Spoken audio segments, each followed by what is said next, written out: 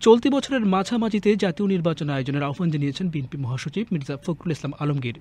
মঙ্গলবার এক সংবাদ সম্মেলনে তিনি এই আহ্বান জানান। মির্জা ফখরুল বলেন, এই বছরের জুলাই আগস্টে নির্বাচন দেয়া সম্ভব, আর জাতীয় সংসদ নির্বাচনের আগে অন্য কোনো নির্বাচন দেয়া ঠিক হবে না। তার দাবি, নির্বাচন বিলম্বিত করা হলে রাজনৈতিক ও অর্থনৈতিক সংকট বৃদ্ধি পাবে। বিএনপি ও জামায়াতের মধ্যে নির্বাচন ইস্যুতে খুব একটা দ্বিমত নেই জানিয়ে মির্জা ফখরুল জানান, বিএনপি ক্ষমতায় গেলে ফ্যাসিবাদের চলমান বিচার প্রক্রিয়া অব্যাহত থাকবে। সংবাদ সম্মেলনে দ্রব্যমূল্যের ক্রমাগত ঊর্ধ্বগতিতে গভীর উদ্বেগ প্রকাশ করা হয়। এছাড়া বিএনপি চেয়ারপারসন বেগম খালেদা জিয়া মানসিক ও শারীরিকভাবে আগের চেয়ে ভালো আছেন বলেও জানান বিএনপি মহাসচিব।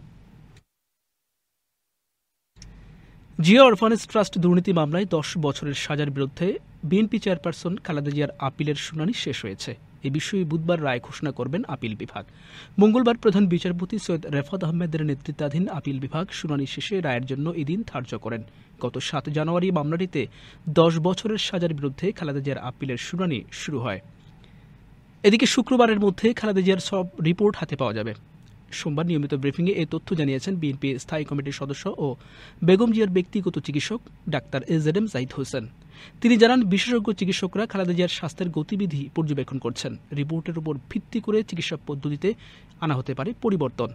রিপোর্ট ছাড়াই যেসব বিষয়ে সিদ্ধান্ত গ্রহণ জরুরি তা নিতে আলাপ আলোচনা করবেন চিকিৎসকরা। চিকিৎসারত অবস্থায়ও খালেদা জিয়া দেশের খবর নিচ্ছেন বলে জানান জাহিদ হোসেন। একই সাথে দেশবাসীর কাছে আবারও দোয়া চেয়েছেন তিনি।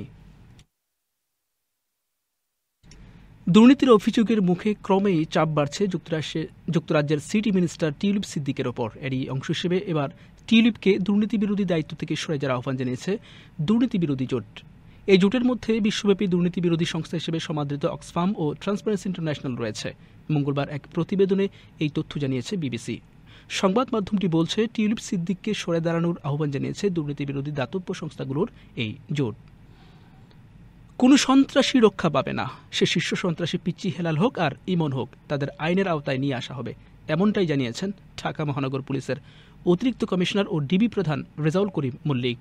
মঙ্গলবার ডিএমপির মিডিয়া সেন্টারে আয়োজিত এক সংবাদ সম্মেলনে সাংবাদিকদের প্রশ্নের জবাবে একথা বলেন তিনি।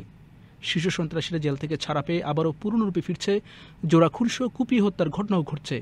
এ ব্যাপারে জানতে চাইলে ডিবি প্রধান মল্লিক বলেন, আমাদের মনিটরিং অব্যাহত আছে। শীর্ষ সন্ত্রাসী সহ অন্য সন্ত্রাসীদের আমরা আইনের আওতায় নিয়ে আসব। আইন শৃঙ্খলা যাতে স্বাভাবিক থাকে, জনগণ যাতে স্বস্তিতে ও শান্তিতে থাকতে পারে, সেদিকে বিশেষ নজর দেওয়া হচ্ছে। সড়ক দুর্ঘটনায় আহত রাজশাহী বিশ্ববিদ্যালয়ের বাংলা বিভাগের সহযোগী অধ্যাপক ডক্টর পুরঞ্জিত মহালদার মারা গেছেন। সোমবার দিবাগত রাত 2:35 দিকে রাজশাহী মেডিকেল কলেজ হাসপাতালে চিকিৎসাধীন অবস্থায় তিনি শেষ নিঃশ্বাস ত্যাগ করেন।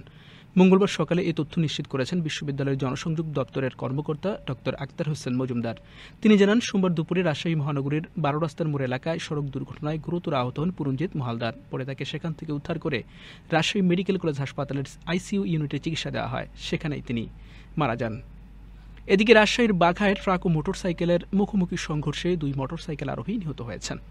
সোমবার দিবাগত রাত 9:45 দিকে বাঘা উপজেলার সাজের বর্তন এলাকায় এই দুর্ঘটনা ঘটে।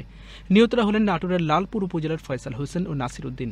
বাঘা থানার ওসি আফম আসাদুজ্জামান জানিয়েছেন, সোমবার রাতে মোটরসাইকেলে করে বাড়ি ফিরছিলেন ফয়সাল ও নাসির। তাদের মোটরসাইকেলটি সাজের বর্তলা এলাকায় পৌঁছালে অপর দিক থেকে আসা একটি ট্রাকের সঙ্গে ধাক্কা লেগে ছিটকে রাস্তায় পড়ে যান তারা। এ সময় আখ বোঝাই ট্রলির চাকায় পৃষ্ঠ হয়ে গুরুতর আহত হন দুজন। পরে তাদের রাজশাহী মেডিকেল কলেজ হাসপাতালে নেওয়া হলে কর্তব্যরত চিকিৎসক তাদের মৃত ঘোষণা করেন। ইরানের সামরিক বাহিনীর বহরে সোমবার নতুন করে আরও 1000 ড্রোন যুক্ত হয়েছে। এগুলো দেশটির বিভিন্ন সামরিক ঘাঁটিতে পাঠানো হয়েছে। ইরানের আধা সরকারি বার্তা সংস্থা তাসনিম এই খবর প্রকাশ করেছে। প্রতিবেদনে বলা হয়, রাডার ফাঁকি দেওয়ার ক্ষমতাসম্পন্ন নতুন প্রযুক্তির এসব ড্রোন নিজেকে নিয়ন্ত্রণ করে উঠতে পারে, দিক বদল করতে পারে। ড্রোনগুলো 2000 কিলোমিটার দূরত্বে গিয়ে বড় ধরনের আঘাত আনতে সক্ষম। এমন সময় ইরানের সামরিক বহরে এসব ড্রোন যুক্ত হলো যখন ডোনাল্ড ট্রাম্পের ক্ষমতা নেওয়ার পর ইরানের সঙ্গে ইসরায়েল ও যুক্তরাষ্ট্রের উত্তেজনা আরও বাড়তে পারে বলে আশঙ্কা করা হচ্ছে। কাতারের রাজধানী দোহায় চূড়ান্ত করা হচ্ছে গাজার যুদ্ধবিরতি চুক্তির খুঁটিনাটি বিষয়গুলো। ইসরায়েলি কর্মকর্তারা জানিয়েছেন, যুদ্ধবিরতির প্রথম পর্যায়টি 42 দিন স্থায়ী হবে এবং এ সময় হামাস তাদের হাতে বন্দী থাকা 33 জিম্মিকে মুক্তি দেবেন। সোমবার এই তথ্য জানিয়েছে মার্কিন সংবাদ মাধ্যম CNN। ইসরায়েলের ধারণা, মুক্তি পেতে যাওয়া জিম্মিদের বেশিরভাগই জীবিত আছেন। সোমবার এক জ্যেষ্ঠ ইসরায়েলি কর্মকর্তা সাংবাদিকদের এই তথ্য জানান। তবে যারা মুক্তি পাবেন তাদের মধ্যে কয়েকজন নিহত জিম্মিও থাকবেন, অর্থাৎ তাদের মরদেহ ইসরায়েলের কাছে হস্তান্তর করবে হামাস। 2023 সালের 7 অক্টোবর ইসরায়েলের দক্ষিণ সীমান্তে হামলা চালায় হামাস। সে সময় 251 ব্যক্তি জিম্মি হন। তাদের মধ্যে এখনও 94 জন হামাস ও তাদের মৃত্যুদের কাছে বন্দী আছেন বলে ধারণা করা হয়। আন্তর্জাতিক বিচার আদালতের প্রেসিডেন্ট নওয়াব সালামকে লেবাননের প্রধানমন্ত্রী হিসেবে মনোনীত করা হয়েছে। তার এই মনোনয়ন সংকটে জর্জরিত দেশটির এক চমকপ্রদ পরিবর্তন। লেবাননের নবনির্বাচিত প্রেসিডেন্ট জোসেফ আউনের কার্যালয়ে সোমবার নওয়াব সালামকে সরকার গঠন করতে বলে। এর আগে জোসেফ আউনের সঙ্গে পরামর্শকালে দেশটির সংখ্যাগরিষ্ঠ আইন প্রণেতা তার প্রতি সমর্থন জানান। জোসেফ আউনের প্রেসিডেন্ট নির্বাচিত হওয়া এবং নওয়াব সালামের প্রধানমন্ত্রী মনোনীত হওয়ার মধ্য দিয়ে লেবাননের সরকার ব্যবস্থায় 2 বছরের বেশি সময় ধরে চলা অচলাবস্থার অবসান ঘটল। 2022 সালের অক্টোবর থেকে লেবাননের প্রেসিডেন্ট পদটি খালি ছিল। এছাড়া এতদিন পর্যন্ত তত্ত্বাবধায়ক সক্ষমতার ভিত্তিতে দেশটির মন্ত্রী পরিষদ পরিচালিত হতো। সৌদি আরবের জোরালো চাপের পর গত বৃহস্পতিবার লেবাননের পার্লামেন্টে ভোটাভুটির মাধ্যমে প্রেসিডেন্ট নির্বাচিত হন জোসেফ আউন।